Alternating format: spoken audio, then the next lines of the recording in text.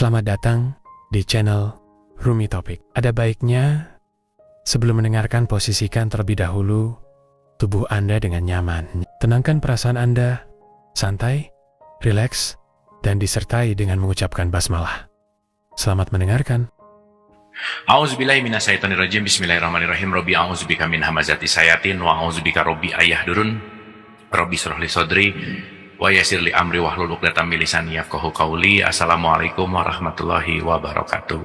Alhamdulillahirabbil alamin. Segala puja-puji milik Allah Subhanahu wa taala yang atas rahmat karunia kasih sayangnya. Alhamdulillah kita belajar kembali yang insya Allah kajian ini menjadi jalan kita untuk meniti ke dalam diri yang selalu beristiqomah, selalu semangat untuk belajar gitu ya, karena pembelajaran gak pernah selesai. Dan saya rasa mudah-mudahan kita bukan cuman hanya dapat informasi di sini, tetapi menjadikan informasi itu sebagai bahan tafakur, sebagai bahan sesuatu yang kita renungkan untuk kita aplikasikan dalam kehidupan kita sehari-hari. Salawat serta salam tidak juga kita lupakan, kita sampaikan kepada seluruh nabi dan rasul, wabil khusus baginda besar kita Rasulullah Muhammad SAW, pada para sahabat-sahabatnya, tabiin, pemuka-pemuka agama, wali-wali Allah, pejuang-pejuang bangsa, dan mudah-mudahan sampai kepada kita sampai akhir zaman. Amin, amin ya Allah ya rabbal alamin. Kita akan melanjutkan Al-Fatihah karena kemarin kita diskusi udah panjang lebar gitu ya. Sebelum kita mulai, seperti biasa, mari kita hening sejenak, mari kita rileks supaya pikiran kita nggak terlalu sibuk. Kita akan menyelam ya hari ini. Bismillah, kita akan masuk ke salah satu the most essential part di Al-Fatihah, dan saya rasa ini adalah poin yang sangat-sangat penting untuk kita alami dan rasakan. Oleh karena itu, yuk kita hening dulu sejenak, santai, rileks, kita buka hati kita doakan kedua orang ibu bapak kita, wabil khusus kita doakan siapapun yang terlebih dahulu meninggalkan kita, dan kita doakan siapapun yang sedang sakit dalam keadaan musibah, senantiasa kasih sayang Allah selalu memberikan keikhlasan, kekuatan, ketabahan, dan kedoaan untuk kita semua. Hening sejenak. Al-Hadiyah, Al-Fatihah.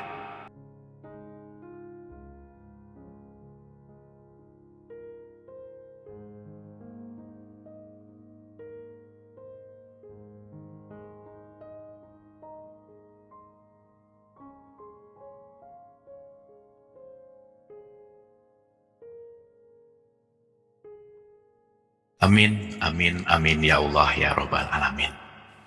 Semangat ya Ibu dan Bapak, seperti biasa nggak boleh serius-serius banget, pokoknya santai, relax, kita enjoy gitu ya, karena hari ini seru lah ya. Bismillah, bismillah ya. Oke, kita review dulu kali ya supaya inline gitu. Mudah-mudahan rekaman-rekaman kemarin juga dipelajari lagi, diulang-ulang lagi, karena ya balik lagi ya, kita akan selalu relate gitu. Dan seperti biasa nggak terlalu pengen cepet-cepet ngeberesin topik gitu ya, karena beres juga kalau nggak jadi sesuatu pelajaran juga buat apa gitu. Jadi kita step by step, dan ya Quran juga selalu mengatakan kan jangan tergesa-gesa gitu ya, jangan cepet-cepet juga gitu. Terus mau ngapain sih cepet-cepet juga gitulah kira-kira. Dan poinnya lebih kepada kita feel gitu ya, mengalami dan merasakan. Oke. Saya mau mundur dulu dikit gitu ya untuk memahami Al-Fatihah ini. Sekali lagi, Al-Fatihah ini menjadi the mother-nya gitu ya, induk induk dari semua Quran gitu, karena Al-Fatihah ini nanti yang akan menjadi super esensial dari Quran sih sebenarnya gitu. Tapi kita udah ulang-ulang ya, ber-Al-Fatihah dan membacakan Al-Fatihah ini dua hal yang berbeda gitu. Oke? Berdoa dan membacakan doa itu dua hal yang berbeda gitu. Makanya kan Quran bilang hati-hati ya, jangan membacakan ini kayak mantra gitu, bukan gitu ya. Tetapi anyway nggak apa-apa juga sih dibacain, tetapi yang jauh lebih penting adalah bagaimana kita memahami apa yang kita baca gitu. Oke, bismillah ya.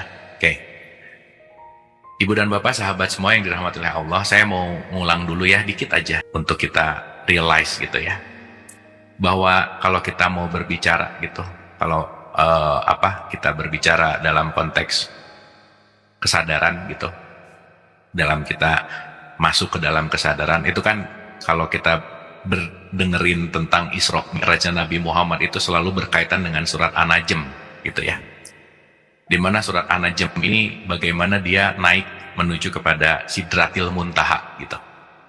Karena nanti Al-Fatihah itu adalah puncaknya menuju kepada Sidratil Muntaha gitu.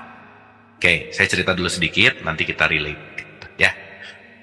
Di sini ada kalimat pertamanya, Najm itu artinya bintang. Nah, kalau lihat kata bintang di Quran, itu ya benar sih, secara fisikal bintangnya ada di atas, tetapi bintang itu sesuatu yang bersinar gitu ya. Berarti itu lagi berbicara tentang cahaya. Satu. Kalau Quran ngomong malam, berarti itu lagi bicara kegelapan, the darkness. Kalau Quran bilang siang, berarti lagi berbicara tentang enlightenment, cahaya. Kalau Quran bilang timur, itu berarti lagi cahayanya juga lagi naik, gitu kira-kira. Gitu ya, karena terbit dari timur. Kalau Quran bilang barat, itu lagi berbicara bahwa mataharinya udah mulai turun. Jadi ini dua-duanya hanya mau berbicara tentang enlightenment, cahaya, dan kegelapan. Karena kita ini berbicara tentang siang dan malam itu bukan masalah waktunya, bukan. Tetapi apakah kita sedang tercerahkan atau lagi dalam keadaan zolim, gitu intinya. Zolim itu gelap, zumat, gitu kira-kira. Oke ya, nah dalam konteks An-Najm ini lagi mau berbicara tentang menuju kepada cahaya. Maka nanti Al-Fatihah itu sebetulnya adalah perjalanan kita menuju kepada cahaya, itu intinya.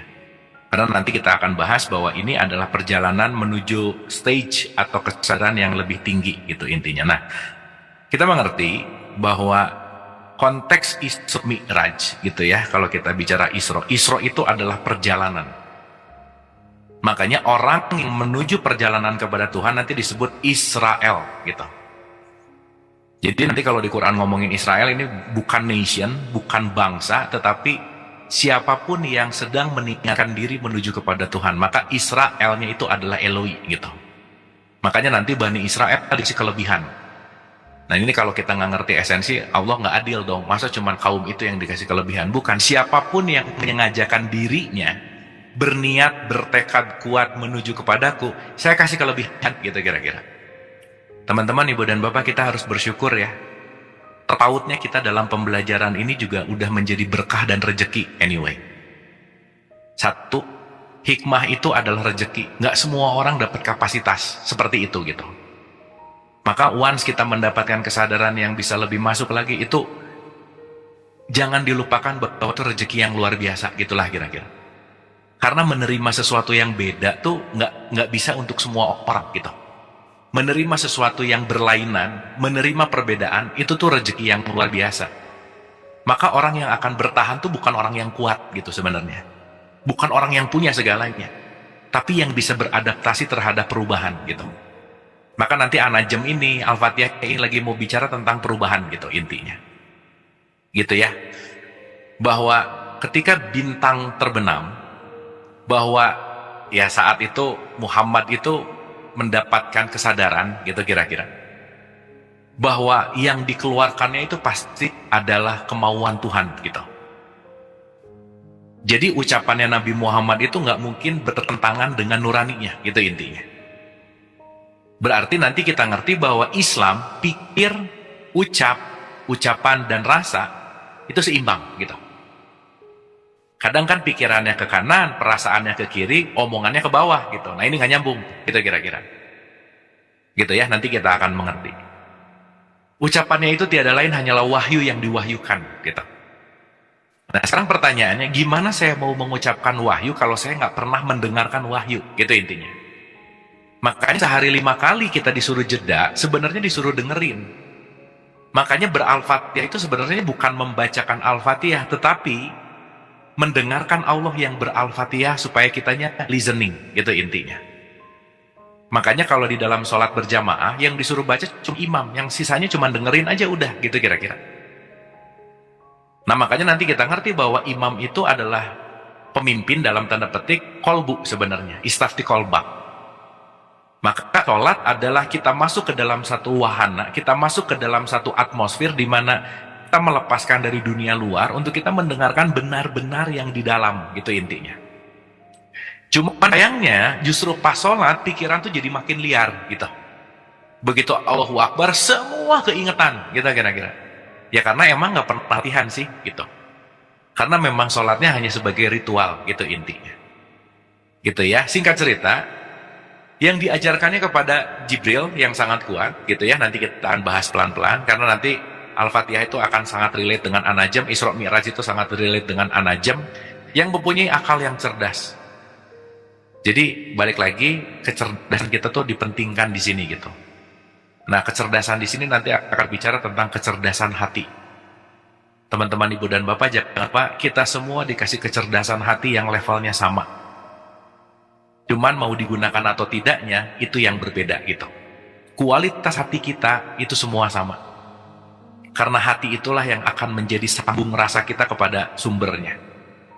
Jadi kalau teman-teman atau ibu bapak dengar kata Rasulullah, utusan Tuhan, benar nggak salah ada 25 nabi dan rasul, iya. Tapi jangan lupa bahwa hati adalah utusan Tuhan yang dikasih ke kita supaya kita bisa berkomunikasi langsung dengan Tuhan, gitu kira-kira. Makanya atiullah wa ati rasul tuh maksudnya ikutinlah Allah dan ikutinlah tuh yang diutus ke kita. Apa? Nurani kita gitu. Dimana dalam keseharian nurani itu dipakai cuma less than 5% atau bahkan 1%. Karena kita banyak dalam tanda petik disibukkan dengan ego, pikiran, kemauan, keinginan, hawa nafsu, dan seterusnya. Gitu intinya. Gitu ya, sedang dia berufuk tinggi dan seterusnya. Nanti kita akan bahas pelan-pelan, tapi ini hanya mau menggambarkan bahwa An-Najm ini perjalanan dari titik bawah menuju titik atas. Isra itu perjalanan, Mi'raj itu naik, gitu kira-kira. Nah, ini untuk mudahnya aja ya, teman-teman ibu dan bapak, ini untuk mudahnya. Oke, seperti biasa saya pakai coret-coret ya supaya menggambarkan gitu. Karena hari ini kita akan masuk ke Iyyaka na'budu dua Iyyaka nasta'in gitu. Oke, saya mau menggambarkan begini. Kalau kita melihat perjalanan para nabi dan rasul, pasti ada kaitannya sama gunung. Betul nggak? Nabi Muhammad ada Gua Hiro, ada di gunung. Ibrahim begitu. Musa, Tursina gitu. Kaitannya pasti sama gunung gitu. Gunung itu menyimbolkan sesuatu yang mendaki naik, gitu kira-kira. Oke? Ini kita mudahkan aja ya, supaya ini jadi bahan refleksi kita. So, saya ingin mengatakan bahwa seseorang yang menapaki diri untuk mendekatkan diri kepada Allah, itu disebut suluk namanya, pejalan. Gitu ya, traveler lah gitu. Kan banyak nih, perjalanan saya udah bener belum sih? Gitu kira-kira. Kan banyak nih, apakah saya ngikutin si ini atau si itu? Gitulah kira-kira. Tapi nanti kita ngerti bahwa puncak perjalanan ini adalah menuju berjumpa dengan dia, gitu intinya. Dari stage paling bawah, nanti naik ke atas. Nanti kita bahas ini di beberapa pertemuan bahwa ada jalan turun juga, gitu intinya. Karena begitu jalan turun penting juga gitu. Makanya kenapa Iyyaka dulu baru ihdinas siratal mustaqim. Jadi tunjuki jalan yang lurus itu sebenarnya bukan tunjuki jalan yang lurus ketemu Allah, bukan. Tapi tunjuki jalan yang lurus ketika ketemu pas turun lagi ke bawah. Karena ini lebih riskan untuk jadi sesat gitu intinya. Lebih riskan untuk jadi sombong. Lebih riskan untuk jadi melekat. Makanya orang yang udah nyampe dan turun, ini di bawahnya bisa jadi ngerasa jadi Tuhan, gitu kira-kira. Nah itu yang bahaya, sebenarnya. Pun di beberapa tafsir ada juga sih yang bilang bahwa ihdinas siratal mustaqim itu perjalanan naik, nggak salah juga gitu ya. Tapi kalau mau ikut urut-urutan, yang terpenting adalah, balik lagi ya, bukan masalah benar atau salahnya, tetapi ini bisa kita aplikasikan dalam kehidupan kita sehari-hari. So teman-teman ibu dan bapak, untuk menilai indikator parameter pembelajaran kita di level mana, anggap aja, ya anggap aja. Begitu perjalanan suluk kita semakin dekat ke Allah, means perjalanan spiritualnya semakin membaik gitu ya kira-kira. Ciri-cirinya cuma satu aja. Anggap aja perjalanan menuju puncak ini adalah perjalanan lagi naik gunung. Kita pakai mobil terbuka, tapi matanya ditutup. Matanya ditutup. Kadang-kadang kita nggak tahu mau kemana gitu. Tapi yang jelas semakin naik ke atas, semakin mengalami dan merasakan yang namanya kesejukan. Nah, itu intinya. Jadi indikator parameter sholatnya oke, Al-Fatihahnya oke, pelajarannya oke, spiritualnya oke. Hari ini lebih sejuk nggak dari kemarin? Gitu kira-kira. Hari ini saya lebih bisa merasakan kedamaian nggak dari kemarin? Karena kenapa? Semakin atas naik gunung, itu semakin terasa sejuknya. Gitu kira-kira. Maka semakin atas ini menjadi power wisdom. Gitu. Maka puncak dari spiritual itu adalah wisdom itu sendiri. Wisdom tuh bahasanya jadi Buddha sih sebenarnya. Buddha itu kan artinya totally wisdom gitu. Maka Buddha itu sama kayak Islam ya, bukan personnya, tapi kesadarannya gitu. Gitu ya. Maka Al-Fatihah ini menyejukkan kita nggak sih? Gitu intinya. Ya, mudah-mudahan bisa difahami makna dari sejuk di sini. Berarti kan semakin flowing hidupnya, semakin santai.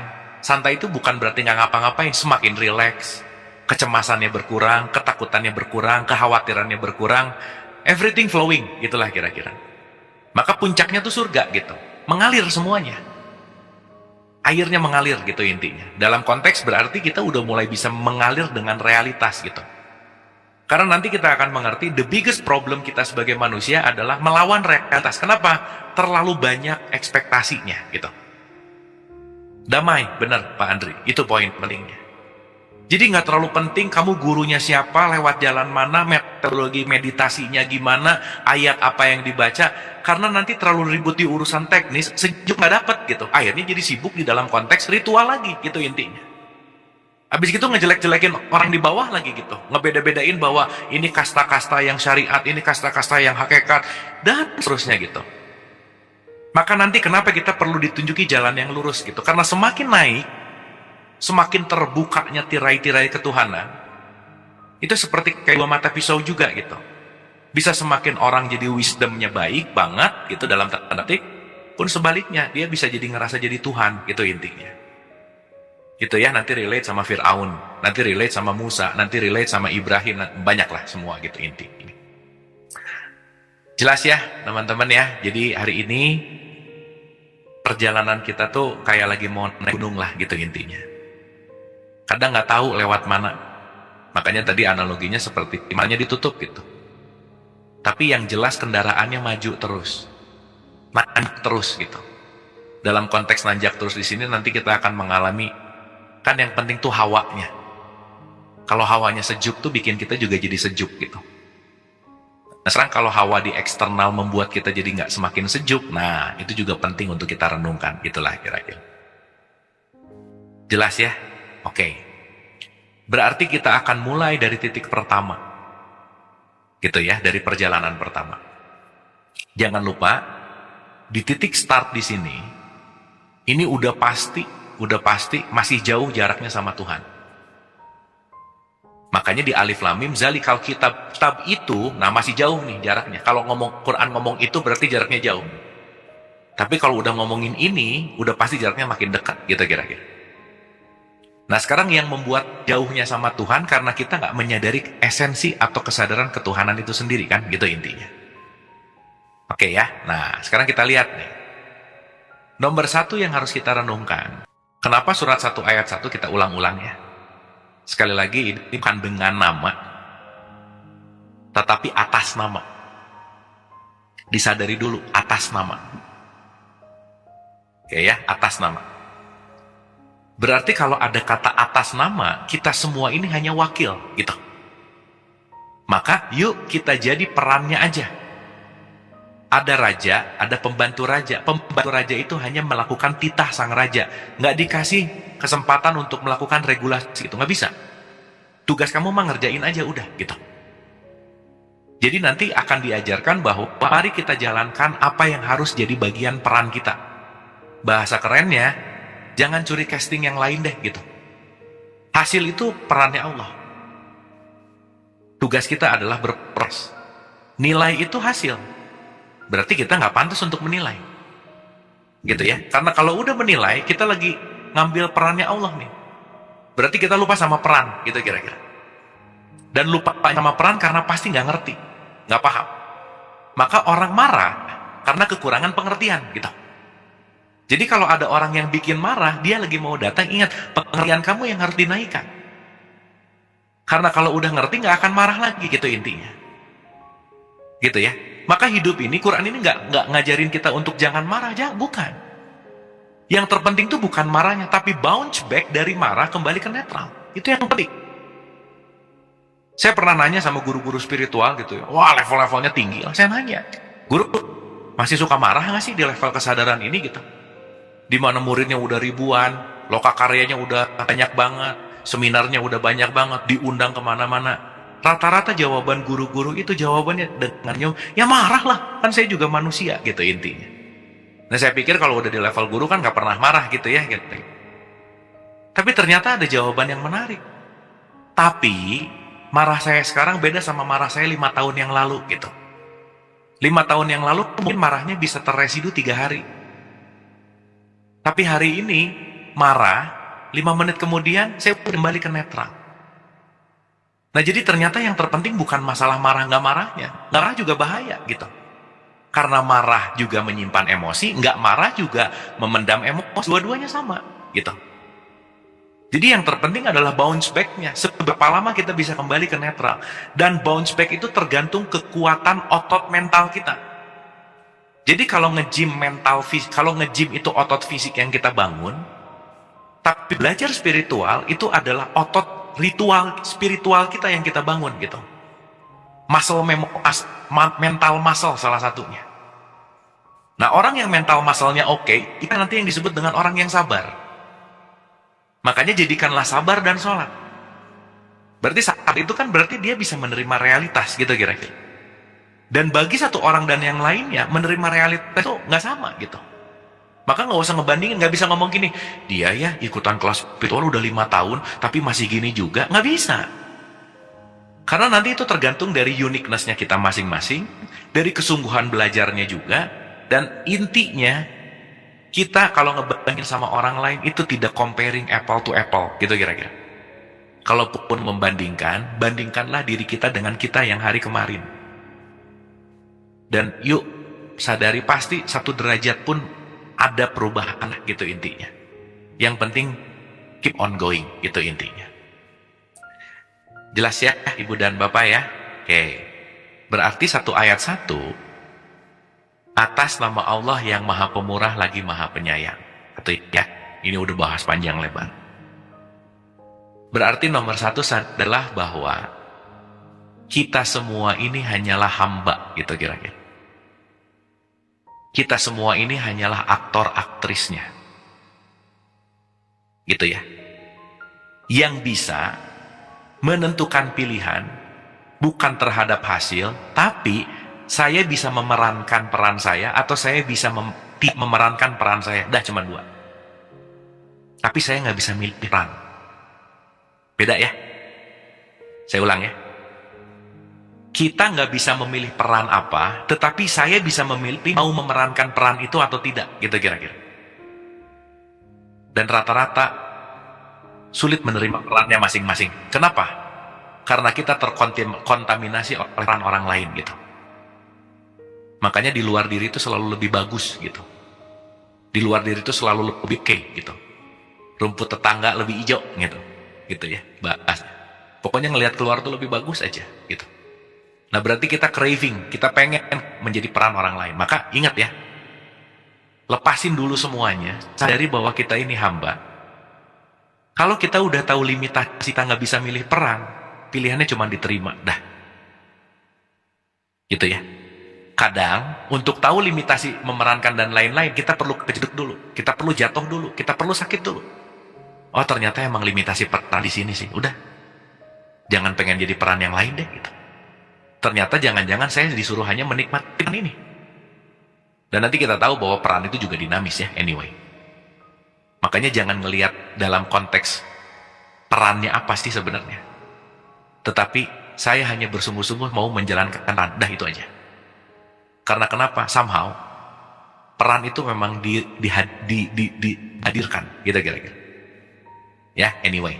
Jadi poinnya adalah kita ini adalah hamba, itu nomor 1. Jadi kenapa bismillah sangat powerful? Karena kalau jadi hamba, tingkat penerimaannya akan tinggi gitu.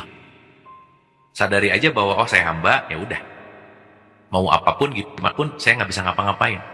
Bukan berarti nggak boleh punya planning, bukan berarti nggak boleh punya target, bukan. Bikin sebaik-baiknya, sebagus-bagusnya. Tapi sadarilah bahwa limitasi kita hanya hamba, titik. Bukan yang menentukan hasil, itu intinya. Oke? Jadi at least kita tahu limitasi deh. At least kita tahu job desk-nya ada di mana gitu. Karena kalau nggak tahu, nanti kita crossover. Kita nyebrang ke limitasi yang lain gitu. Nah bahayanya, kita menyimpan atau kita menempatkan diri bukan pada posisinya. Nah kekewasan-kekewasan terjadi ketika orang melakukan pekerjaan bukan pada posisinya. Itu yang bahaya gitu. Jadi kalau posisinya hamba ya udah. Jadi kalau gitu, semua kita adalah hamba. Semua kita adalah aktor aktrisnya yang sudah dilimitasi dalam konteks perang gitu kira-kira. Ya. Nah, 1 ayat 1 ini berbicara tentang Tuhan. Jadi masih talk about. Ya, jadi belum direct nih gitu. Karena perlu 4 step dulu untuk talk about baru ketemu gitu kira-kira. Nanti kita ngerti bentar lagi. Oke, jadi nomor 1, sadarilah bahwa semua kita adalah hamba, titik. Hamba itu pelayan, titik. Dah. Jadi jangan terlalu heboh sama gelar, jangan terlalu heboh sama jabatan, jangan terlalu heboh. Kenapa? Dia tuh hambanya Tuhan yang lagi diperankan jadi CEO, jadi bosnya. Ya udah. Kalau saya memang harus jadi pembantu, ya udah juga.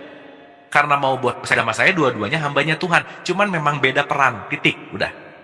Nggak usah jadi pengen jadi bos juga dalam tanda petik ya, dalam tanda petik nih. Tapi bukan berarti pasrah ya udah gini aja, bukan. Karena nilai kemanusiaan tidak terletak pada derajat status sosialnya, enggak, gitu kira-kira. Jelas ya? Karena memang nanti pada akhirnya cuma ditanya bahwa kamu berperan dengan baik atau tidak, gitu kira-kira. Allah nggak tanya kamu perannya apa, statusnya apa, terakhir depositonya ada berapa, terakhir angkatnya apa, nggak penting, gitu. Tapi bukan berarti nggak penting itu nggak boleh punya, bukan. Beda antara jenderal yang menghambakan diri kepada Allah dan jenderal yang menghambakan diri kepada egonya, gitu kira-kira. Pun beda antara pembantu yang menghambakan dirinya kepada Allah dan pembantu yang menghambakan dirinya kepada ego, gitu kira-kira. Kalau kepada ego pasti suffering. Yang pembantu pengen jadi jenderal nggak ngerasa cukup, gitu kira-kira. Maka nggak ada beresnya, gitu. Berarti bismillah adalah limitasi. Artinya apa? Belajarlah merasa cukup, itu poinnya. Karena banyak belum tentu cukup. Ya kita pengen banyak, tapi sebanyak-banyak kalau nggak cukup, ya nggak cukup aja. Jadi poinnya adalah limitasi. Di sini tahu limit gitu. Limit saya tuh hamba, selesai. Gitu ya. Bismillahirrahmanirrahim. Oh, di mana kekuatan sang hamba ini adalah datangnya dari kasih sayang Allah, gitu kira-kira. Maka seorang hamba seharusnya memiliki sifat dari apa yang dia dalam tanda petik, ya kalau kita ngomong Allah gitu ya, Tuhan dipertuhankan. Maka salah satu sifatnya Allah yang ditiup ke dalam ruh, inti sifat kita semua adalah sebenarnya Rahman dan Rahim, gitu kira-kira. Jadi basic desain manusia itu sebenarnya adalah kasih sayang. Tapi nanti kasih sayang itu perlahan-lahan tertutup oleh identitas. Ya, saya kasih contoh dulu ya teman-teman, ibu dan bapak, supaya nanti kita paham nih. Ya, gampangannya gini. 32 ayat 9. Oke. Bismillah ya. Jadi Al-Fatihah tuh puncaknya tuh adalah kembali kepada kefitrahan sebenarnya. Saya kasih contoh sederhana gini. Kemudian dia menyempurnakan dan meniupkan ke dalam tubuhnya roh. Oke? Roh adalah part dari Allah. Kunci inti dari Allah adalah kasih sayang. Tiupkan, maka ada dalam konteks nafas. Kita bahas sedikit tentang itu. Oke ya. Tapi kamu dalam proses menjalankan peran ini, saya kasih tools nih. Pendengaran, penglihatan, hati. Dan tools ini juga 2 mata uang nih. 1 bisa lebih memperbaiki fitrah, yang kedua mengotori fitrah. Tapi sayangnya lebih banyak yang mengotori gitu.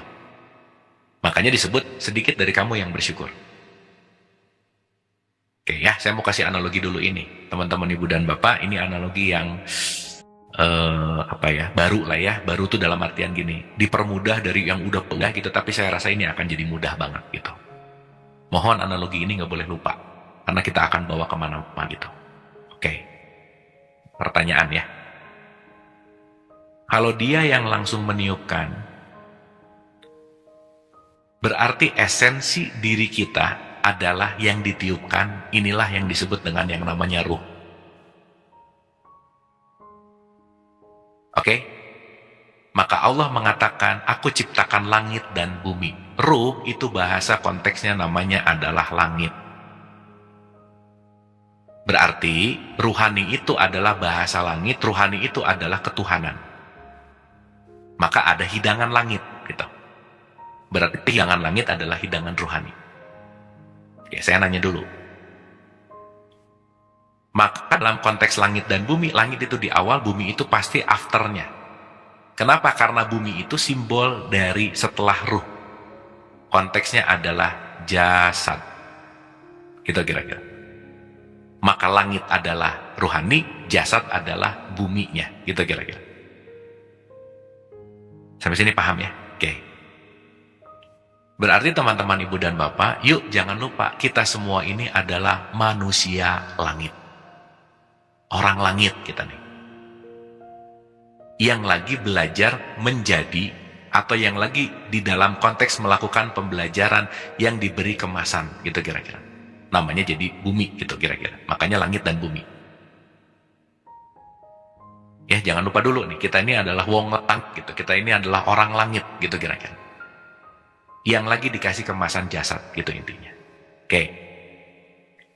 Berarti pertanyaannya, esensi kefitrahan kita, kefitrahan itu sesuatu yang gak pernah berubah. Maka yang fitrah itu adalah ruh. Gak pernah berubah nih si ruh. Dia tidak lekang oleh ruang dan waktu. Oke? Maka nanti Al-Fatihah mau mengajak kita mengingat ulang apa sih yang gak pernah berubah di dalam diri kamu. Contoh ya, Quran itu banyak kata-kata ingatlah. Ingatlah. Kan agak aneh kalau Allah nyuruh ingat, kitanya belum punya memori gitu kira-kira. Dan seharusnya kalau kita innalillahi wa inna ilaihi rojiun, semua datang dari Allah dan kembali ke Allah, harusnya kita punya memori tentang Allah dong, harusnya. Betul nggak? Makanya nanti ini akan berbicara tentang memori. Ada historical memory, ada spiritual memory. Nanti kita bahas pelan-pelan. Saya mau kasih contoh aja dulu. Teman-teman, ibu dan bapak kalau datang ke reunian SMA, pasti happy banget. Karena reuni talking about memory. Ya kecuali yang memori nggak asik gitu ya. Misal ketemu mantan gitu misalnya, ya udahlah ya. Tapi poinnya adalah itu berbicara tentang memori gitu. Nah kalau kita ngomongin reuni SMA, wah seru ya dulu gini, seru ya dulu gini. Nah nanti jangan tanggung-tanggung. Harusnya kita membahas reuni pertemuan kita dengan Tuhan. Jadi sholat 5 waktu intinya adalah reuni gitu. Zuhur reuni kita sama Tuhan. Asar tuh reuni kita sama Tuhan. Maghrib tuh reuni kita sama Tuhan. Gitu kira-kira. Karena kenapa? Kamu tuh pernah bareng aku loh gitu. I've been there juga sih gitu.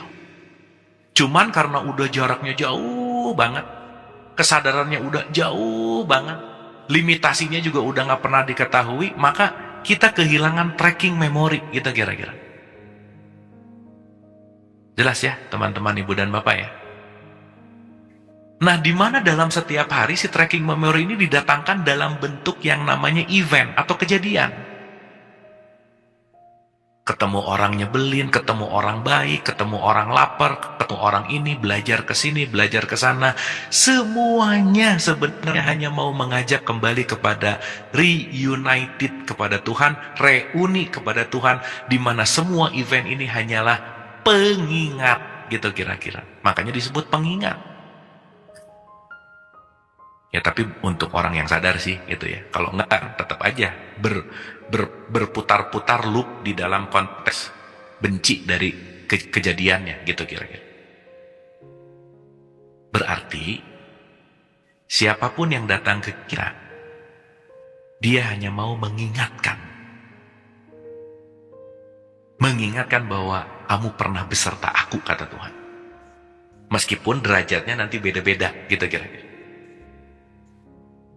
Jadi bersyukur nggak kita bisa ketemu siapapun, di mana siapapun itu sedang diutus sama Tuhan untuk mengingatkan kamu kepada kelangitanmu, kemanusiaanmu, kesadaranmu yang asli, dirimu yang asli bahwa kamu pernah beserta aku gitu kira-kira. Dan kamu akan kembali ke aku anyway. Jadi ibu bapak di tahapan ini ya, kalau kita ngomong basmalahnya oke, innalillahi wa inna ilaihi raji'un itu bisa per detik sekarang. Kenapa? Karena kembalinya nggak harus nunggu mati. Mau kembali ke Allah detik ini. Berarti ketika kembali ke Allah, segala sesuatu yang berkaitan dengan non Allah ini hilang gitu. Nanti kita ngerti bentar lagi. Sampai sini oke? Ibu bapak, internet aman ya, lancar ya, bisa didengar oke ya, sip ya, oke. Pelan-pelan ya, pelan-pelan nih, bismillah. Dah ya, nanti ini kita akan bahas di 5, 6 dan seterusnya. Oke, yang jelas, sadarilah bahwa the true self, esensi diri kita ini adalah si langit ini sendiri, ruh ini sendiri. Maka kelak ini nanti disebut nas, atau bahasa kitanya disebut manusia. Oke? Jadi kita semua ini dalam konteks terlahir esensinya adalah ruh, fitrah, nas. Maka yang tidak pernah berubah dalam kehidupan kita sampai kapanpun adalah ruhaniyah kita, kemanusiaan kita. Semakin tua, jasad semakin keriput. Semakin tua, pikiran beda dengan pikiran 15 tahun yang lalu. Itu bukan diri kita, itu ilusi semua. Nah, tapi begitu kita lahir, si fitrah ini mulai dikotori oleh faktor-faktor eksternal yang bukan kesejatian. Salah satunya namanya adalah identitas. Saya dikasih nama tiba-tiba. Jadi ketutup nih si fitrah. Karena saya tahu bahwa saya adalah abu. Terlimitasi dengan identitas. Pelan-pelan si abu sekolah ke TK, SD, SMP, gelarnya S1 aja. Gelarnya S2 aja. Tahu ini, tahu itu, tahu ini, tahu itu, dapat jabatan, dapat apa. Akhirnya berkutat di dalam konteks yang namanya identitas. Nah, teman-teman, ibu dan bapak yang dirahmati oleh Allah. Kalau identitasnya dominan, udah pasti kita nggak akan bisa menjadi hamba, gitu kira-kira. Artinya orang yang menghambakan diri kepada Allah, orang yang melepaskan semua identitasnya kembali kepada diri yang sejatinya. Itulah konsep yang namanya wudhu. Wudhu itu dilepas dari apa yang didengar, dilihat, dipikir, dilepas dulu semuanya. Kalau lagi tawaf, itulah yang disebut menggunakan pakaian ihram, gitu kira-kira. Gila ya? Jadi nanti kita ngerti betapa pentingnya sholat 5 waktu secara ritual, karena sholat 5 waktu adalah jeda di mana saya sedang tidak menjadi identitas. Karena waktu jadi identitas, kita lagi jadi diri ilusi atau jadi orang lain. Karena diri sejati kita sebenarnya adalah si ruh ini sendiri, gitu kira-kira. Di mana sifat ruh ini sendiri adalah kasih dan sayang. Jadi saya mau nanya nih, teman-teman ibu dan bapak, punten ya. Lebih dulu jadi manusia atau lebih dulu jadi orang Islam? Yang mana nih? Jadi manusia lah. Jadi orang Islam mah udah lahir. Lebih dulu jadi manusia atau lebih dulu jadi orang yang berkewarganegaraan Indonesia? Manusia lah. Kewarganegaraan itu dilekatkan setelah lahir, agama setelah lahir, pengetahuan setelah lahir, atribut-atribut dari mulai kelompok, golongan, nama-nama, apa semua setelah lahir. Dan itu yang menjadi potensi untuk kita selalu dominasi dalam kehidupan sehari-hari, gitu intinya.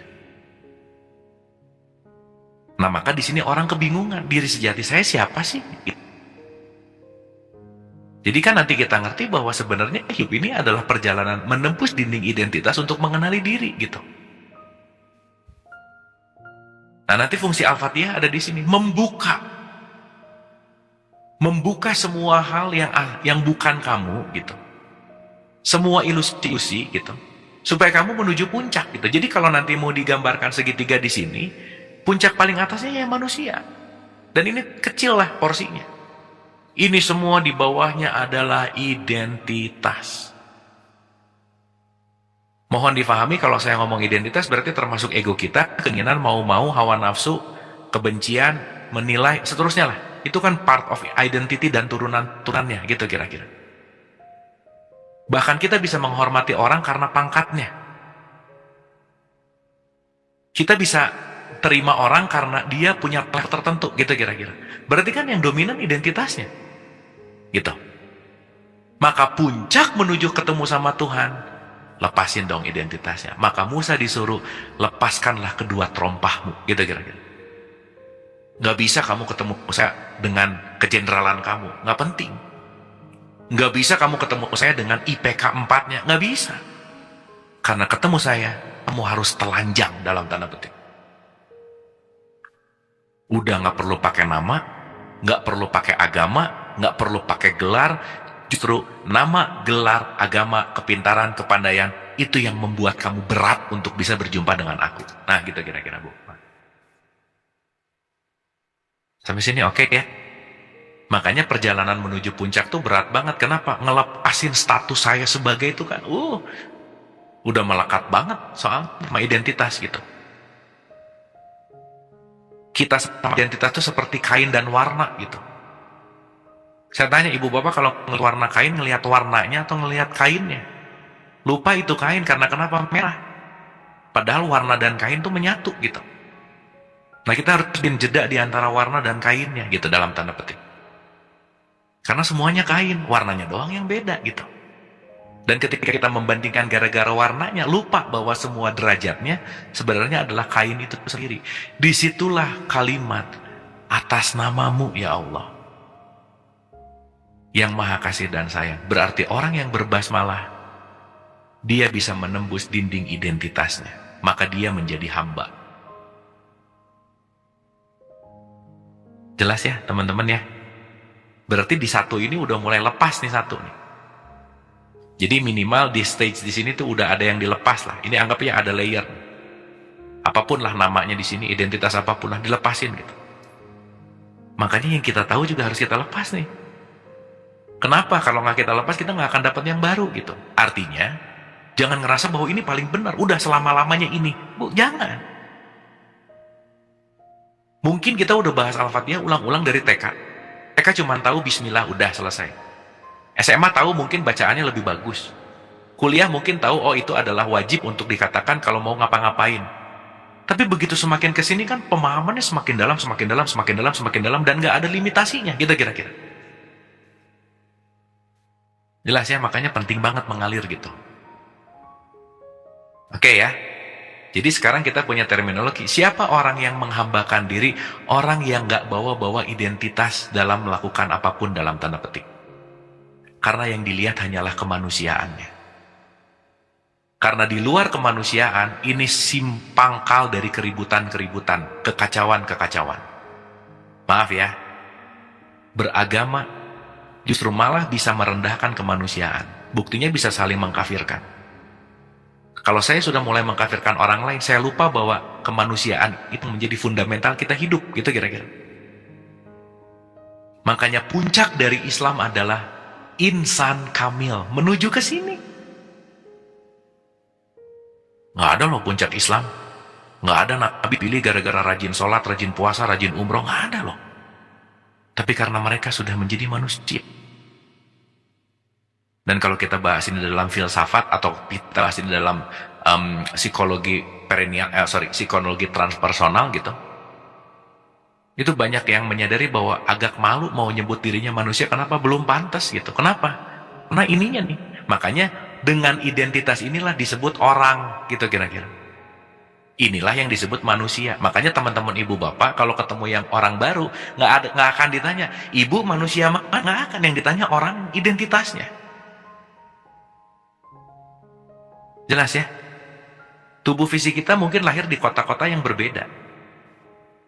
Tapi spiritual birth kita datang dari tempat yang sama gitu. Berarti kita perlu jeda mana yang ilusi, mana yang asli, mana yang sejati, mana yang dalam tanda petik ya balik lagi ya, ini yang selalu berubah-ubah gitulah kira-kira.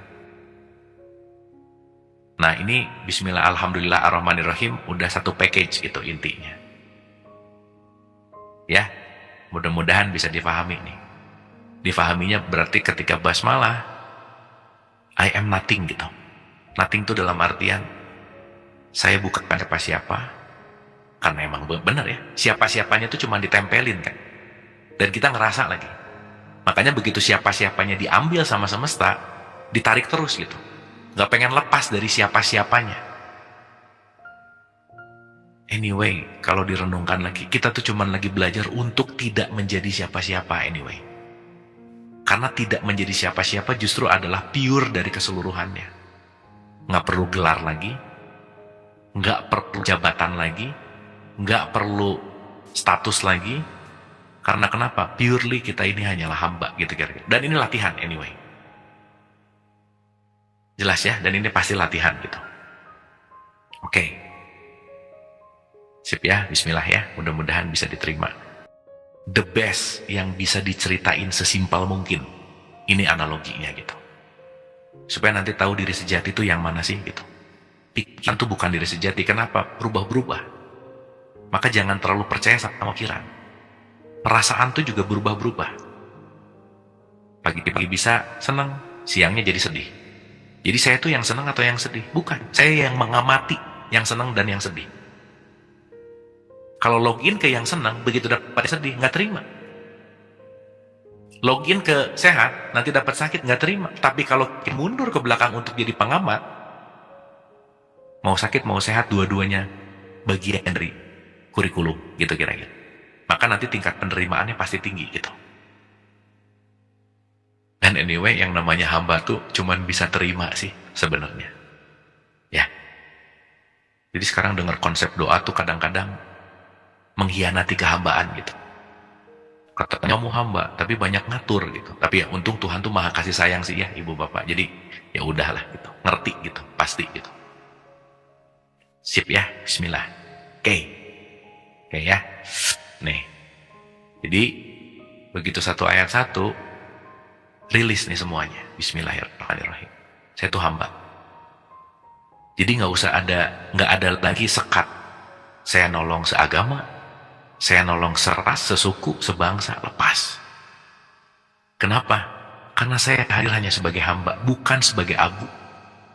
Bukan sebagai orang yang gelarnya EBA, bukan. Nanti ini yang disebut dengan pengosongan gitu. Kan mau naik nih ke atas. Ya, kedua terompah gitu kalau bahasanya Musa gitu.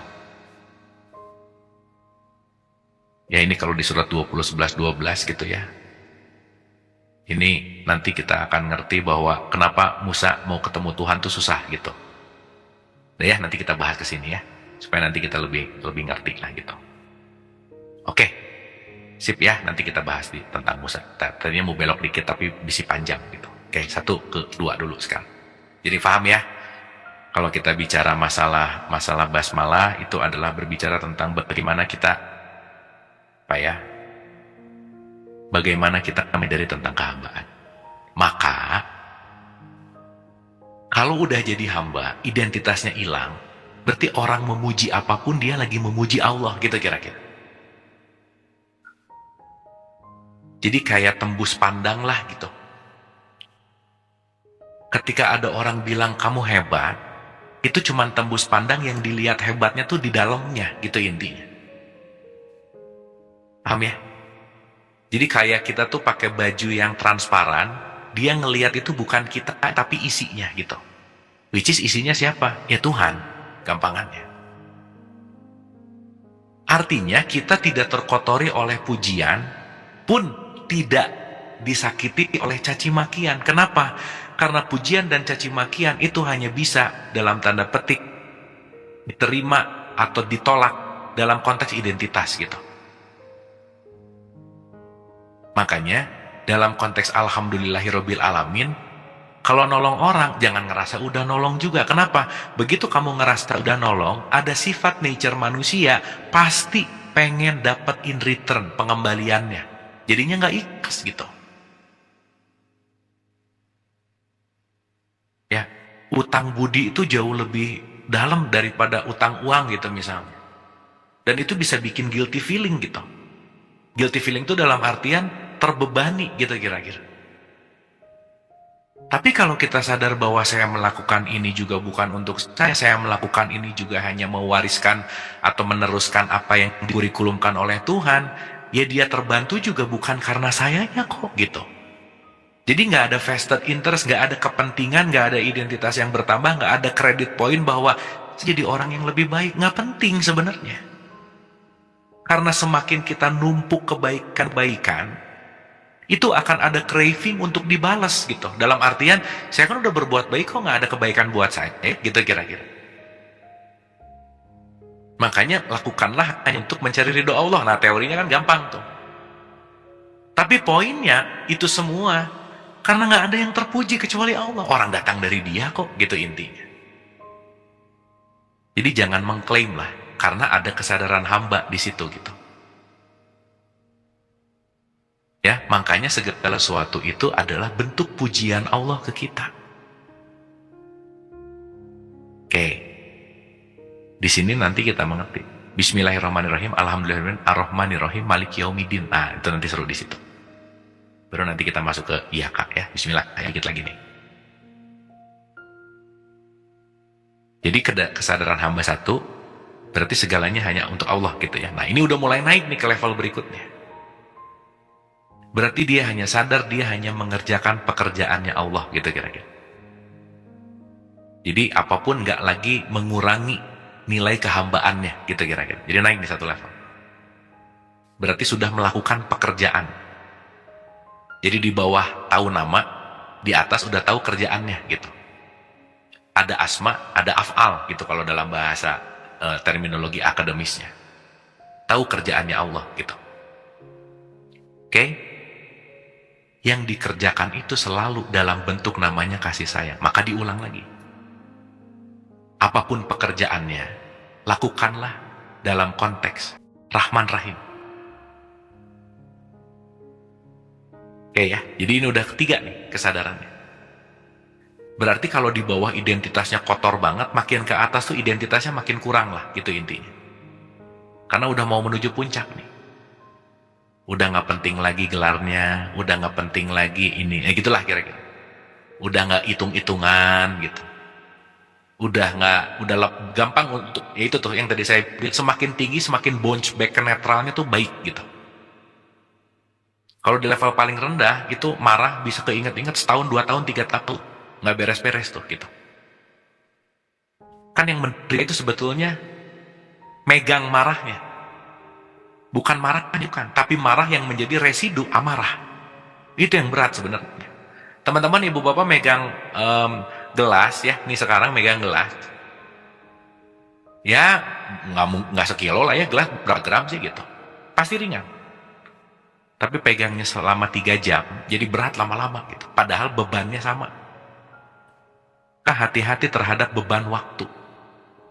Karena beban waktu akan mengurangi residu ketahanan kita terhadap penerimaan. Makin lama di dalam, makin berat dirasakan. Maka takwa, kalimat awalnya, bersegeralah kalimatnya. Untuk apa salah satunya? Memaafkan. Letting go, gitu. Karena makin lama disimpan, makin berat. Nah, kalau udah disadari ini, naik ke 4-nya, Malik Yaumiddin, nggak ada lagi yang menguasai kok. Yang miliki kita tuh cuma Tuhan. Berarti di sini udah semakin oke banget nih dalam konteks bahwa kasaran kata, yang tadinya identitas 100%, di sini identitasnya tinggal sekitar ya 10% lah gitu. Kan bertahap ya semua juga, perjalanannya bertahap gitu. Nggak bisa kita belajar jadi orang sombong 10 tahun, tiba-tiba jadi orang yang nggak sombong dalam waktu 2 bulan, nggak bisa. Nggak bisa kita melatih marah-marah selama 15 tahun, pengen jadi orang yang nggak pemarah dalam waktu 1 tahun, nggak bisa juga. Karena semuanya tergantung dari proses nanemnya, gitu kira-kira. Karena nanti itu based on memory, karma, gitu intinya. Gitu ya, jadi yang menguasai ya udah. Kemarin kita udah bahas, ini adalah integrasi kita dengan Tuhan. Egonya tuh udah bener-bener mau hilang lah gitu kira-kira. Identitasnya udah nggak dipakai lagi. Jadi kalau sekarang ada orang yang ngejelekin kita, sadarilah bahwa udah lepasin aja identitasnya, nggak apa-apa gitu. Tapi kan kita jadi marah ya. Kenapa? Karena kita melekat sama identitas. Dan kecenderungan intelektual adalah melindungi identitas. Maka kalau yang dipakai intelektual terus, pasti jadi egois gitu. Karena intelektualitas itu, konteks dasarnya adalah melindungi identitas. Gitu ya. Maka hinaan, cercaan, itu penting sebenarnya. Supaya nggak melekat sama identitas gitu. Pertama, kita nggak bisa bikin semua orang suka sama kita, dan jangan pernah berusaha untuk membuat semua orang suka sama kita, nggak bisa, gitu intinya. Karena segala sesuatu pasti sesuai dengan seiring dengan frekuensi, vibrasi, dan energi, itu intinya. Ya, ini suluk 1, suluk 2 dalam teks perjalanan ke atas gitu. Nah, kita ulang nih. Kalau udah masuk ke 4, berarti progres di mana kita udah bener-bener si identitasnya berkurang jauh lah kira-kira teman-teman, ibu bapak, gampangannya. Bounce back ke netralnya lebih baik, gitulah kira-kira. Maka 1 berbicara tentang Tuhan, 2 berbicara tentang Tuhan, 3 berbicara tentang Tuhan, 4 berbicara tentang Tuhan, yang kelima berbicara dengan Tuhan.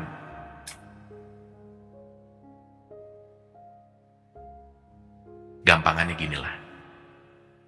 Kalau kita ketemu, udah nggak ada identitas lagi, dengar apa adanya dia bicara, yang kita dengerin suara Tuhan.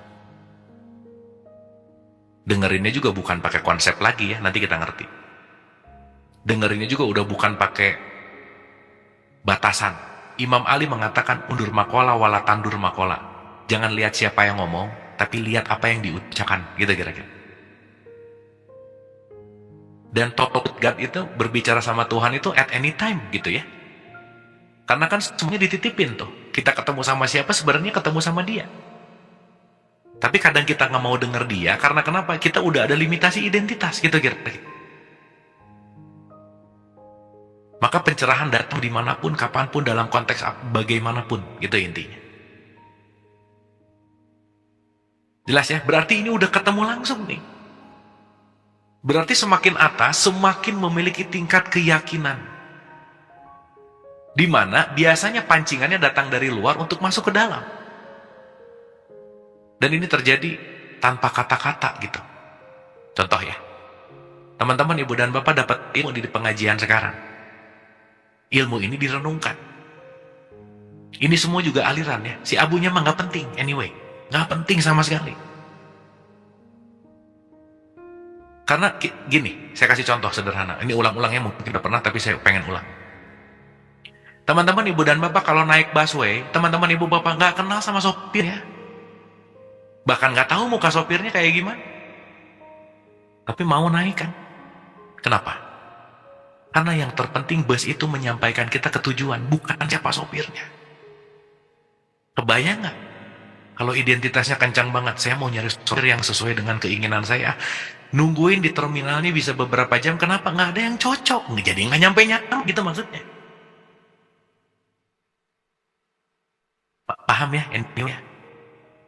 Dan tapi uniknya lagi nanti, pembelajaran keyakinan terdalam itu justru malah di tempat yang kita nggak suka. Di orang yang kita benci, di kondisi yang kita nggak nyaman, di situ puncak spiritual growth justru malah terjadi. Makanya kalau udah iyaka, udah didasari dengan penghambaan, semuanya adalah pujian, mau sakit mau sehat, pujian. Ingat loh ya, Allah tuh selalu memuji, bukan merendahkan, menjelekan, karena dia itu adalah Rob. Alhamdulillahi Robbil. Rob itu artinya mau merawat. Kan masih ingat ya, ada Allah sebagai Rob, ada Malik, adalah kalau kata-katanya Rob pasti mau merawat.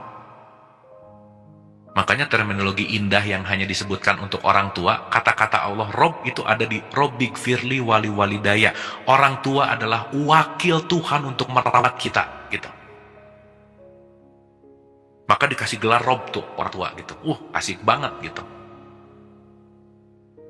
Maka carilah ini semua lagi dalam perawatannya Allah. Sakit itu Allah lagi ngerawat kita sebenarnya. Duka itu Allah lagi merawat kita gitu. Mendidik gitu. Kan kalau mendidik supaya jadi lebih ngerti dong gitu ya kira-kira. Mendidik itu supaya lebih terdidik gitu kira-kira. Maka dalam konteks iyaka, ya yuk kita lihat ya, bismillah. Kita kembali ke Quran. Udah deh, yang menguasai diriku tuh hanya Allah kok. Makanya teman-teman ibu dan bapak, ibadah itu tidak sama dengan taat. Taat ke masjid itu belum tentu ibadah juga. Kenapa? Sholatnya masih bawa akunya. Yang sholat ini aku. Masih bawa pangkatnya. Masih bawa status sosialnya gitu. Gitu ya. Jadi simbol aja gitu kira-kira. Maka di iftitah dipisah. Inna sholati wa nusuki. Sholatku ibadahku. Beda. In terms hamba itu artinya adalah niatnya, kesadarannya. Gitu kira-kira. Sholat berkesadaran dan sholat tanpa kesadaran kan beda. Udah pastilah. Maka puncak pertemuannya bukan pada hanya gerakan olahraganya. Tapi esensi khusyuknya, gitu kira-kira. Jadi udah. Kalau tahu yang menguasai kita hanyalah Allah, gitu. Tingkat penerimaannya kan pasti lebih tinggi. Diterima aja. Gitu ya. Maka dalam penerimaan terdalamlah kamu akan berbicara langsung dengan aku gitu. Kalau Rumi, ulang-ulang ya, jangan bosan. Kenapa sih luka itu tempat cahaya masuk gitu?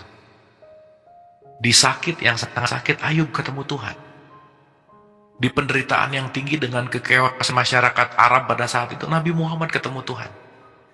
Di kekewasan Egypt, Mesir, Fir'aun pada saat itu, Musa ketemu Tuhan. Jadi kalau belum berserah, dan kita emang lagi dipaksa berserah sih anyway, karena kita ngerasa bisa gitu. Bangun tidur ngerasa yang ngebangunin diri sendiri, yang ngasih makan diri sendiri, apa semua. Lupa kalau itu semua hanya kasih sayang Allah. Itulah kira-kira bahasa gampang. Nah maka dalam konteks hanya kepada engkau lah yang kami sembah, berarti kan udah penghambaan total gitu. Udah ketemu lah bahasanya gitu. Dan teman-teman ibu bapak jangan ngebayangin ketemu tuh ya kayak kita ketemu ngopi sama teman, bukan. Tapi di situ kita mendapatkan sesuatu yang yakin tanpa alasan, mengasihi tanpa alasan, bahagia tanpa kategori gitu. Udah deh saya yakin, banget ngerasain ini gitu. Ketemu langsung gitu intinya. Maka penghambaan itu di awal. Ya Allah. Iya Kak. Ini kalau mau pakai bahasa gramatikal bahasa ya, di sini harusnya bukan iya Kak, iyahu. Karena ini lagi ngomongin tentang, tapi ini jadi iya Kak, artinya udah langsung direct speech gitu.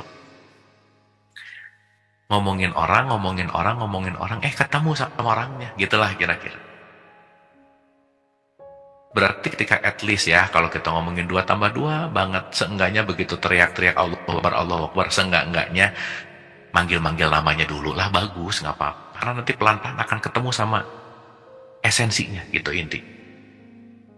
Maka hanya dengan mengingat Allah lah, kolbumu akan jadi tenang. Ya, kita ke 13:28 nih. Awas nih, ini penting untuk kita renungkan.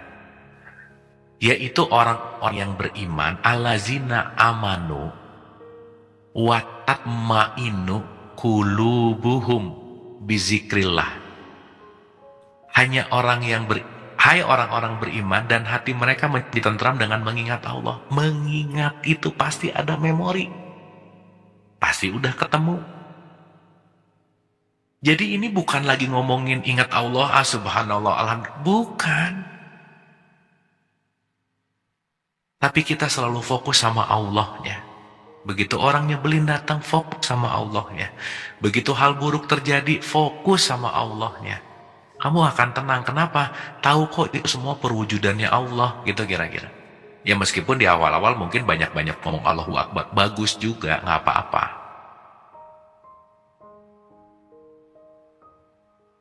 Ya ini mengingat nih penting banget. Zikrullah tuh ingat nggak mungkin kalau nggak ketemu. Ketemu itu pasti ada memori. Jadi sekali lagi, wajar kalau kita semua menghadirkan sebagai pengingat.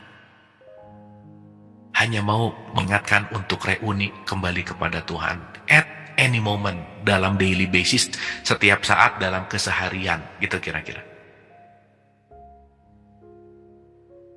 Jelas ya teman-teman ya, ibu dan bapak ya. Jadi nanti ngerti banget gitu sih, Al-Fatihah ini apa sih so penting gitu intinya.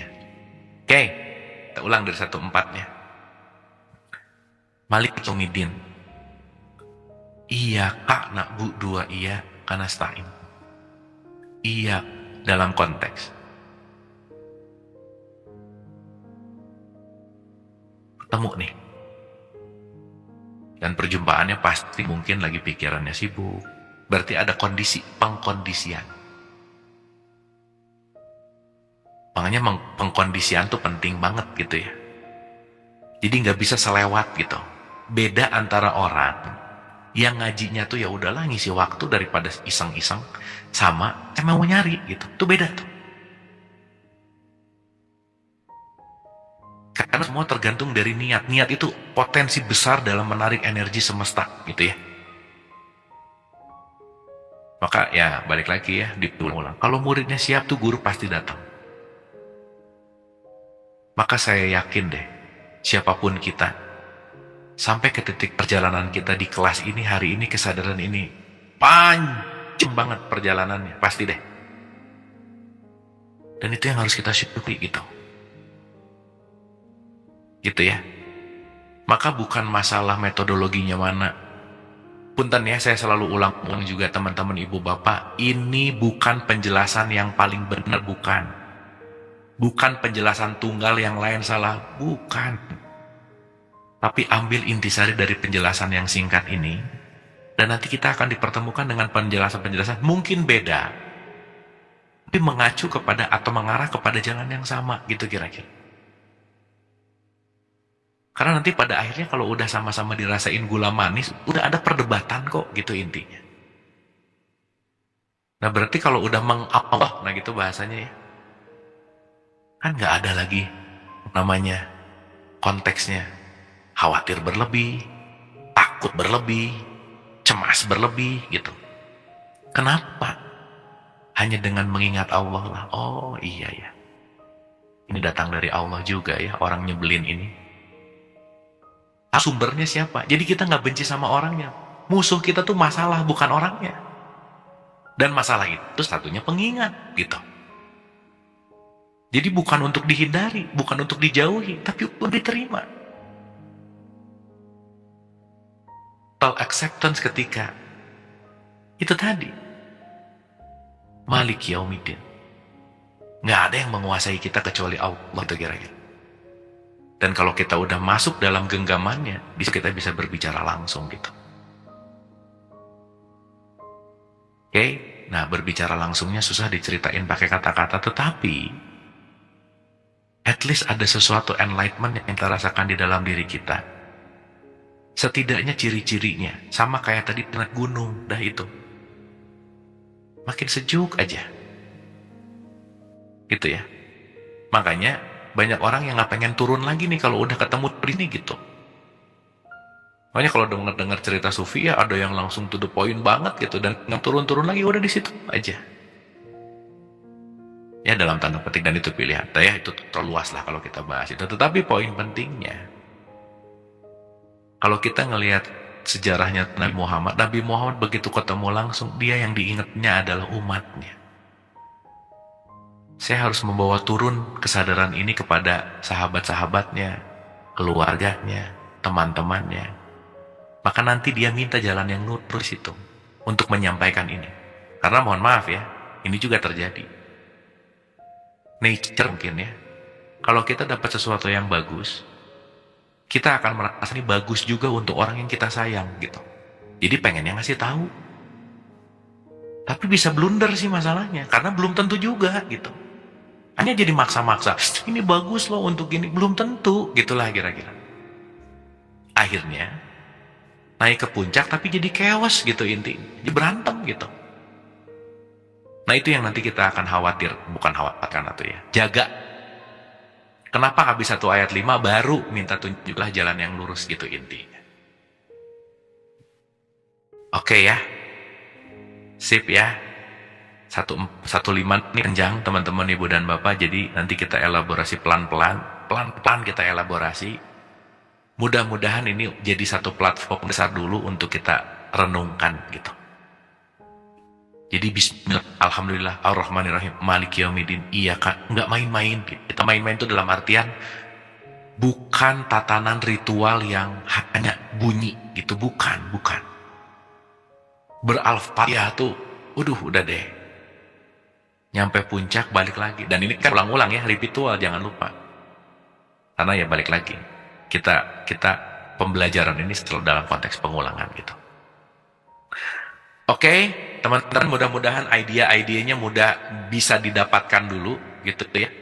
Mudah-mudahan pesan-pesannya sesuai dengan takarannya masing-masing dulu.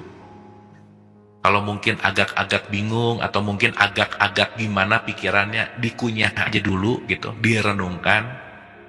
At least disadari aja bahwa makin sejuk nggak gitu. Ya pun nggak asupnya ya nggak apa-apa juga. Karena mungkin mataharinya lagi direct, sunnya lagi kena banget mungkin gitu. Tapi at some point kita sadari bahwa ya mau nggak mau perjalanan mendaki gunung, perjalanan kita semua. Perjalanan yang panjang, terjal, perlu waktu gitu. Makanya kan selalu diulang-ulang bahwa ya kan gini ya kalimatnya. Di 90 ayat 10. Kami telah menunjukkannya kepadanya 2 jalan.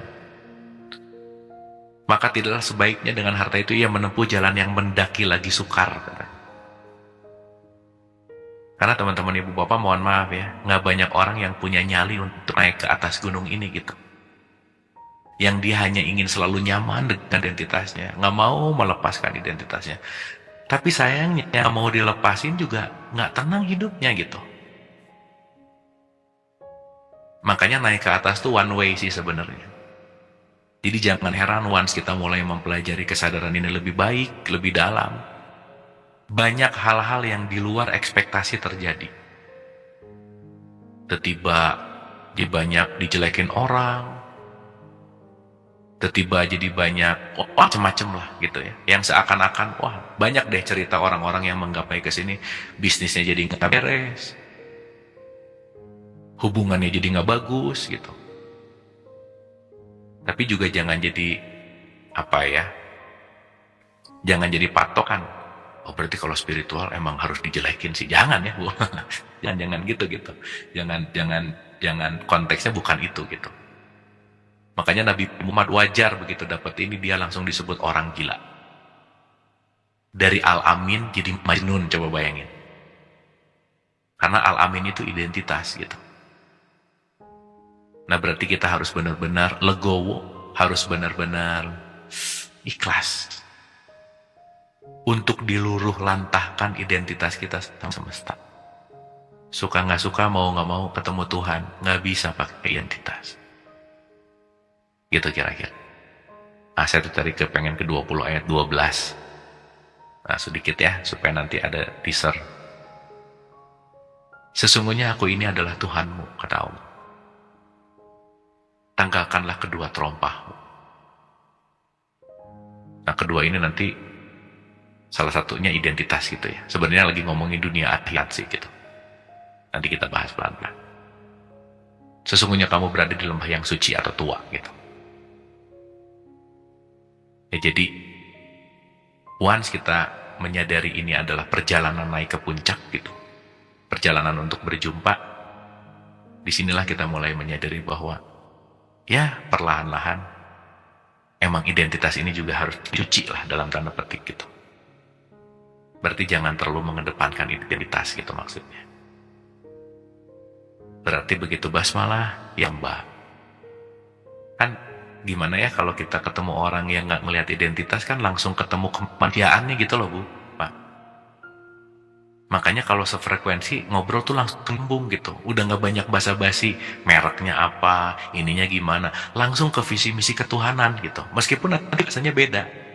Meskipun nanti agamanya beda, suku bangsanya beda. Bahkan mungkin nggak ngerti bahasanya. Tapi direct ke visi misi kemanusiaan gitu. Makanya nyambung gitulah kira-kira. Sip ya teman-teman ibu bapak ya. Ini masih panjang, jadi saya rasa cukup dulu untuk pertemuan kita di IAK tahap 1, dan saya rasa nanti kita akan lanjut lagi, tapi mudah-mudahan ada sesuatu yang bisa diserap, ada sesuatu yang bisa diendapkan gitu, dikunyah pelan-pelan, dan mohon diulang lagi karena pertemuan yang akan datang kita akan lanjut, atau terserah, atau pertemuan yang akan datang mau langsung tanya jawab juga boleh. Tapi yang jelas mohon diulang-ulang kembali tentang bahasan kita hari ini. Kang Adri, silakan. Assalamualaikum, Kang Abu dan sahabat-sahabat kajian semuanya. Sejak saya mengikuti kajian ini, saya merasakan gitu, Kang Abu, bahwa saya menemukan itu gitu. Saya bertemu dengan sesuatu yang ada di dalam diri saya yang belum pernah ada selama ini gitu. Bahkan pada saat tertentu saya berusaha untuk mencoba merenung tanpa tujuan apapun, saya mengosongkan pikiran, saya diam. Tiba-tiba ada suara-suara batin yang saya bisa dengar. Bahkan pada saat saya bermeditasi, saya memperhatikan nafas, dan sebagainya. Saya menemukan alam yang lain gitu, Kak Abu, yang beda dengan apa yang saya alami di kehidupan saya sehari-hari. Tapi saya ingin dapat arahan nih atau petunjuk dari Kang Abu. Apakah saya GR gitu, bahwa saya sudah ketemu sama Allah, atau malahan saya itu membenarkan diri saya bahwa saya sudah ketemu sama Allah ternyata gitu. Sehingga apapun ibadah yang saya lakukan adalah terutama seperti sholat dan yang lain-lain, itu saya udah bisa mengingat Allah karena saya sudah pernah ketemu. Yang saya khawatir adalah kegeeran saya aja, padahal sebenarnya saya belum itu, atau pembenaran diri saya sendiri aja agar ibadah saya jadi tanda kutip valid gitu ya, Kang Abu. Nah, ini mohon pencerahan dan arahan dari Kang Abu. Bagaimana sebenarnya saya bisa menyadari bahwa yang saya ketemu ini adalah Sang Pencipta itu. Terima kasih, Kang Abu. Assalamualaikum. Makasih Pak Andri, wah ini praktikal banget dan terima kasih pertanyaannya, keren banget. Dan luar biasanya memang ini adalah ayat berikutnya setelah pembahasan kita terakhir tadi gitu Pak Andri. Kan gak ada yang sia-sia ya, nih kalimatnya. Sesungguhnya aku inilah Tuhanmu, maka tanggalkanlah kedua rompahmu, sesungguhnya kamu berada di lembah yang tua atau suci. Lepas dulu semuanya. Dan aku telah memilih kamu, kata dia.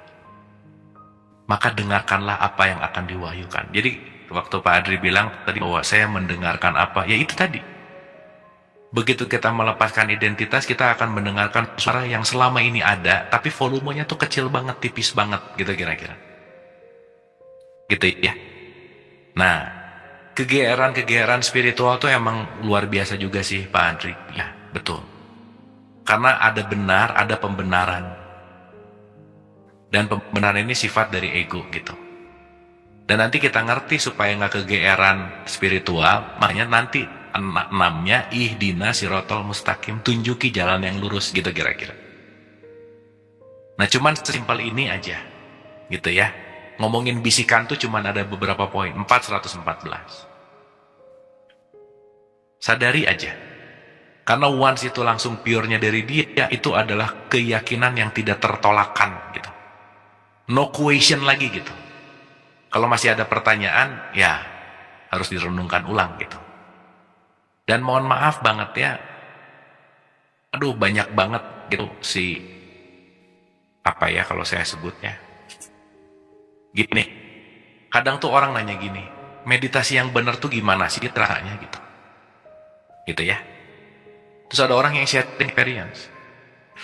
Saya tuh kalau meditasi ketemu Tuhan tuh ngelihat cahaya biru bagus banget gitu kira-kira. Akhirnya informasi ini jadi konsep, Bu, Pak.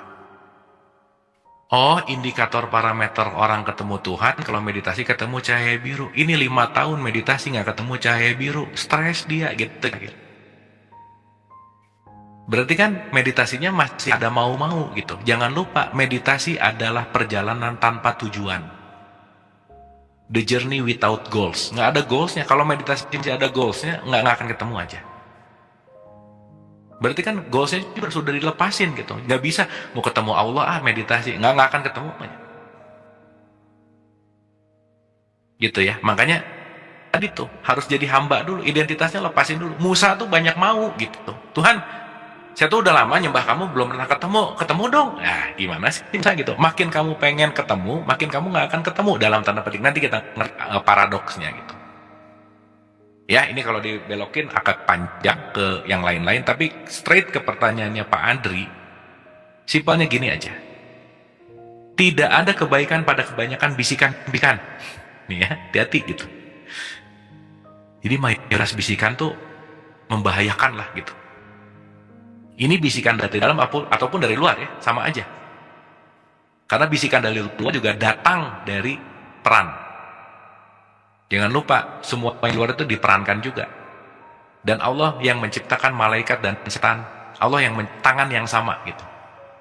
Dalam tanda petik, apapun bisikan dari luar bisa menjauhkan atau mendekatkan. Tapi pada yang tertentu mau jauh atau dekat, semuanya adalah alhamdulillah, puji al pendidikan kita. Robbil alamin. Alhamdulillahi robbil alamin. Robnya Allah. Mendidiknya gitu. Jadi ibu bapak, kalau kita sadar hidup ini adalah pendidikan, tahu lagi dididik nih, ya udah. Anak kecil yang agak-agak nakal kan kadang-kadang dibentak-bentak dikit, disentil-sentil dikit gitu ya, ini gampangannya lah gitu, sederhananya. Karena marah yang berperan, dan marah yang dengan emosi itu dua hal berbeda. Wah, saya harus berperan marah nih sama anak saya, tapi peran, bukan ego. Karena kalau ego pasti pelampiasan gitu. Marahnya dilampiaskan gitu. Tapi kalau peran bukan pelampiasan, tapi datang dari bisikan. Ya ibu bapak, maaf ya, masa Nabi Muhammad mau perang, prajurit kan nggak mungkin ngomongnya gitu. Pasti dia berapi-api gitu. Ya karena balik lagi tahu ruang dan waktu gitu. Nah maka di sini dibilang, tidak ada kebaikan pada kebanyakan bisikan-bisikan mereka, kecuali bisikan-bisikan dari orang yang menyuruh memberi sedekah, berbuat ma'ruf, atau mengadakan perdamaian di antara manusia. Pokoknya ibu bapak, kalau ada 3 kriteria ini, siapapun orang yang ngomong, dengerin aja. Kenapa? Karena bisikan ini yang bisikan salah satu indikator pure gitulah kira-kira. Sedekah itu kan sebetulnya dalam konteks melepaskan kemelekatan. Ma'ruf itu baik dan benar ya. Karena baik belum tentu benar. Benar sih, belum tentu baik gitu. Dan ini komplit. Ngasih uang sedekah, bagus, tapi ngasihnya dilempar misalnya. Kan nggak ma'ruf gitu inti. Misalnya ini contoh. Dan yang paling penting adalah mengadakan perdamaian. Karena ciri-ciri orang yang beriman adalah mengamankan. Gitu ya. Karena keimanan itu pasti maunya bawaan mengamankan gitu intinya. Nah jadi kalau tadi Pak Adri bilang apakah geeran atau apa dan lain-lain, feel aja energinya gimana gitu. Karena bener Pak, rasa-rasa ketemu Tuhan, ketemu wakilnya dulu, setan gitu. Nanti kita ngerti itu. Makanya yuwas wisufi sudur rinas, yang membisikkan. Jadi tempat bisiknya sama gitu. Cuma nanti gelombangnya yang beda. Ya, ada bisikan, tolong dong, tolong. Waduh, suara Tuhan. Ada nanti bisikan, hebat ya kamu. Ngomong ke temannya, itu orang kalau nggak gua tolong, mati tuh. Nah, balik lagi gitu kira-kira. Pak. Tuh, tipis aja. Itu ya. Ya, dalam artian penting untuk selalu kita telaah gitu. Anyway, kebenaran yang sejati itu tidak dipertanyakan dan tidak diperdebatkan lagi gitu. Nah itulah kenapa rahasiaku rahasiamu ya gitu. Nah bahayanya ketika udah mulai ngerti, wah saya ketemu Tuhan nih, ngomong ke orang jadi percaya. Awalnya memang pure sih, karena ada kepercayaan, ketuhannya jadi hilang. Yang dikedepankan adalah sayanya gitu. Nah, itu yang bahaya. Nah, nanti kita akan bahas itu di Ihdina Sirotol Mustaqim. Pak Adri, jawaban singkatnya saya rasa itu dulu, simpelnya. Jadi mudah-mudahan ada sedikit yang bisa diserap. Mudah-mudahan oke. Mudah-mudahan ada sesuatu. Sekali lagi, kunyah pelan-pelan, icip-icip, rasa-rasa. Ini long journey, ibu bapak, panjang lah gitu ya. Jadi bismillah ya, pokoknya kita istiqomah aja. Itu ya, nggak usah. Kita sepakatkan kemarin-kemarin bahwa nggak harus beres. Bulan ini beres sampai 7 gitu. Nggak usah gitu. Tapi mudah-mudahan ini semua menambah apa ya? Menambah penghambaan kita lah, itu bahasa yang paling tepat saya rasa. Menambah penghambaan kita kepada Allah. Atur nuhun, mohon maaf lahir dan batin. Mudah-mudahan bermanfaat. Anda telah menonton video ini hingga di penghujung video. Semoga video ini bermanfaat untuk Anda, serta dapat menjadikan diri Anda lebih baik dari hari kemarin. Nantikan video kami selanjutnya. Terima kasih. Bismillah. Assalamualaikum warahmatullahi wabarakatuh. Bulannya telah menguasai hati. Apa kalau kita hakikatnya cinta ini Pancasila kita lihat levelnya isinya para bahasa yang isinya antara kemanusiaan